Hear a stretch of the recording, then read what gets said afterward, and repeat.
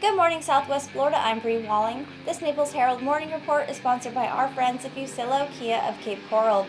This morning, we'll tell you about Florida citrus farmers growing frustrated about the delay in federal disaster relief following Hurricane Irma, Facebook attempting to gain some trust back from the public after their latest scandal, and more. Today is Thursday, March 22nd, and this is the Morning Report. Frustration is growing among Florida citrus farmers awaiting the distribution of more than $2 billion in federal disaster relief money for agriculture losses sustained in Hurricane Irma. The disaster relief package was approved in February, 5 months after the storm and after months of lobbying by Florida officials. Florida's agriculture industry suffered an estimated $2.5 billion in losses from Hurricane Irma, with the citrus industry seeing record lows in production this growing season. With losses at groves in part of Southwest Florida reaching 70% to 90% from Irma, orange production across the state is forecast to be down 34.5% from a year ago, with grapefruit production off by 40% in the same time. Earlier this month, U.S. Senator Bill Nelson took to the Senate floor to call out the U.S. Department of Commerce and the U.S. Department of Agriculture for dragging their feet on the distribution of the disaster relief funds, and he tweeted on March 6th that he was advised by U.S. Agriculture Secretary Sonny Perdue that help will arrive within weeks, not months.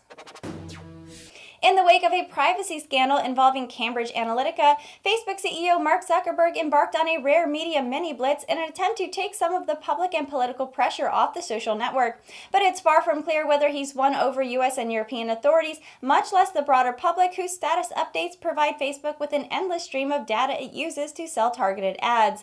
On Wednesday, the normally reclusive Zuckerberg sat for an interview on CNN and gave another to the publication Wired, addressing reports that Cambridge Analytica stole the data of more than 50 million Facebook users in order to sway elections. The Trump campaign paid the firm $6 million during the 2016 election, although it has since distanced itself from Cambridge. Zuckerberg apologized for a major breach of trust, admitted mistakes, and outlined steps to protect users following information of the data grab. Zuckerberg apologized on CNN, saying Facebook has a responsibility to protect its users' data, adding that if it fails, we don't deserve to have the opportunity to serve people. Facebook shares have dropped some 8%, lopping about $46 billion off the company's market value since the revelations were first published. Farmers, electronics retailers, and other U.S. businesses are bracing for a backlash as Trump targets China for stealing American technology or pressuring U.S. companies to hand it over. The administration is expected to slap trade sanctions on China today, perhaps including restrictions on Chinese investment and tariffs on as much as $60 billion worth of Chinese products.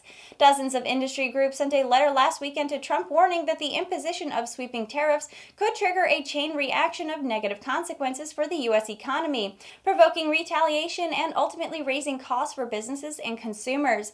Business groups mostly agree that something needs to be done about China's aggressive push in technology, but they worry that China will retaliate by targeting U.S. exports of aircraft, soybeans, and other products and start a tit-for-tat trade war on escalating sanctions between the world's two biggest economies.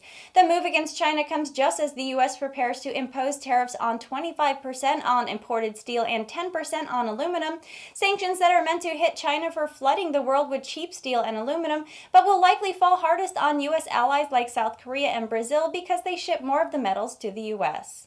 And that was the Morning Report for today. I'm Bree Walling. The Morning Report airs Monday through Friday at 9 a.m. right here at NaplesHerald.com. And don't forget to check out our lunch break that also airs Monday through Friday at 12 p.m. Thank you for watching.